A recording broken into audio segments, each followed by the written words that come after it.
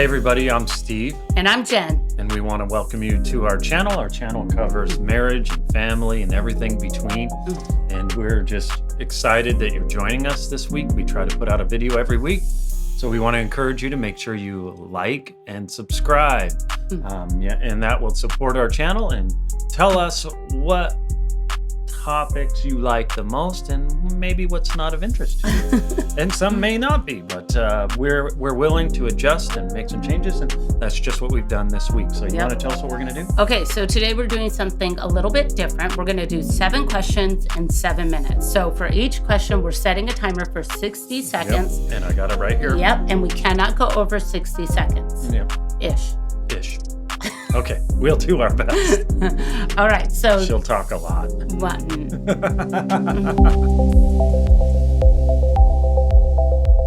I'll talk fast. Okay, what do we got? What's our first question? Our first question is, how do you prioritize your life with so much going on, work-life balance? Work-life balance. The way that I do it is just how I did it this morning when I woke up. It's not a whole plan for my day, and I can't tell you exactly how to do it, but I can tell you how to start it.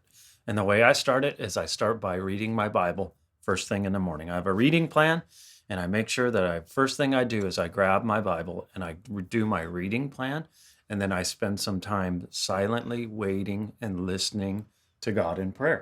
And this is a really hard thing for a lot of us who are fast-moving Americans or people, because it's like worldwide problem now, right? Like, and some of us have ADD, and some of us just can't focus because we're so busy all the time. And we got kids, we got families, we got everything going on. And so to focus in and read the Bible, read the Word of God, and then listen to God, not talk to Him. But my first time in the morning, I call it my first fruits. I listen to God and I wait. And then what happens when crises come up throughout the day? I'm already centered. Yep. And there's my 1 minute. All right. Good job. Oh, no. Okay, you already changed it. Yeah. Sorry, we're using cards. We're being old school. So it says, you both seem to have strong personalities. How do you not get mad at one another? Okay. So we definitely both have strong personalities. We're both assertive and confident, and we're both leaders, which makes for an exciting relationship, actually. A lot of times people think you can't have two strong people in a relationship. I'm here to tell you, you can. Yep. And what it means is that you have to make space for one another. Yep. You have to make space for one another to lead in your strengths. Yep. And you've got to make space for people to really help with your weaknesses. Yep. And that's what we do for each other. When he's leading, I'm following. When it's my turn to lead, he's following. And we find that a way of respecting each other and honoring each other's strengths. And then the other piece of it is compromise. Yep. We have to make a deliberate decision to compromise in the process of leaving space for one another. It works well for us, and we think it's exciting. Yes, it is. Great job. The timer just went off. Wow. Great work. How do you apologize and forgive each other? Well, this is a big deal in a marriage, and a lot of people don't actually even try to do this, and it creates a great division in the relationship. And so one of the things that we do, I know obviously when I've hurt Jennifer's feelings or when I've offended her or done something that made her angry. I know it. I can see her body language. I think we all know it when we've done something like that. Sometimes you don't, and maybe there might be a sensitivity there, but for the most part, we know. And something that we do is that we go to the other person and we say these words. And it's very important that you use these words that, will you forgive me for whatever it is I've done? Not, I'm sorry, or I apologize for doing that, or not even saying anything at all. Some people try not to say anything. And what it does is it gives an opportunity for that person to actually say, I forgive you. Now, a lot of times they may say, it's okay. I do that sometimes. Yeah, and then I say, so I can do it again? And they say, of course not. And then I always say, well, will you please forgive me? And what that does is it releases me from how I've offended you. And so our time is up. Wow, good job. How do you maintain friendship? We maintain friendship. This is my question. Oh, sorry. Whoops. You can't take the pastor out of the man. Yeah, you can't. Sorry.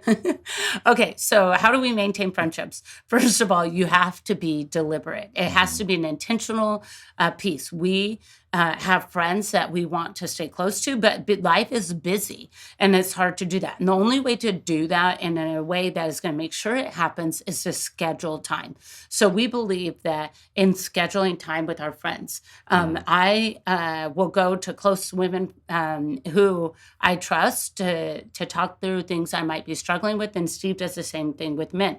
One of the things you'll notice that I said women for me and men for him. We don't allow any one of the opposite sex to take the place that we belong. So Steve's place for me is as the man, as my friend, as a confidant. And I'm not going to allow any other man to get into that space. And likewise for him, for me.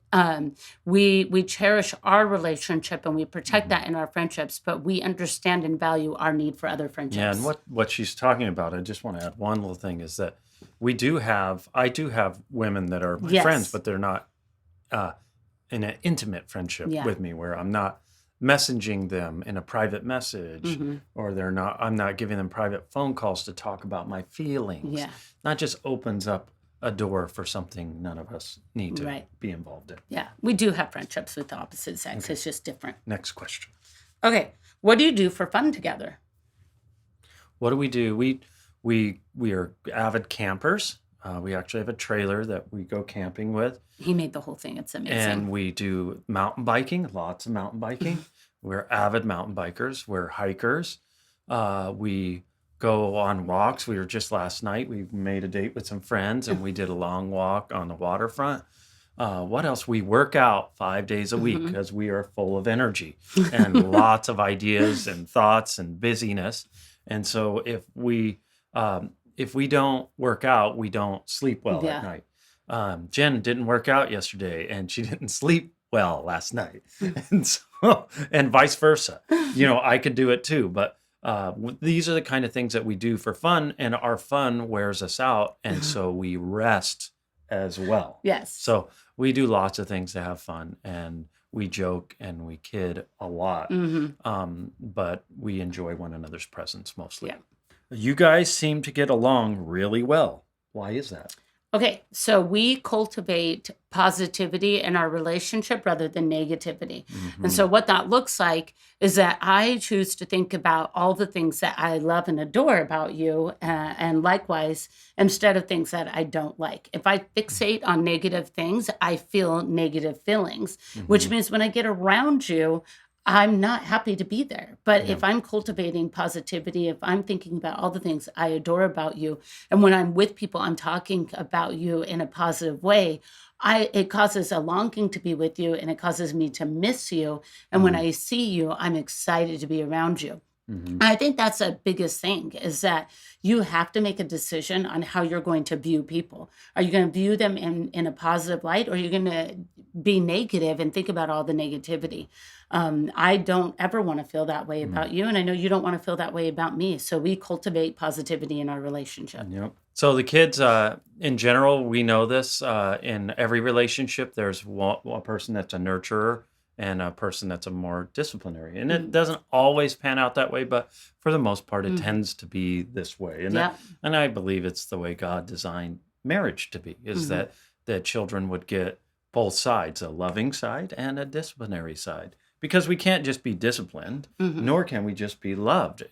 If you just get one or the other, you end up as a incomplete person, to be honest with you. Yeah. And it can be unhealthy. And so in our relationship, I'm more the disciplinary and Jen is more of the nurturer. Now, without Jen's nurturing heart, I would be a drill sergeant, right? True. And without my disciplinary, the kids would be lost in lovey-dovey land, right?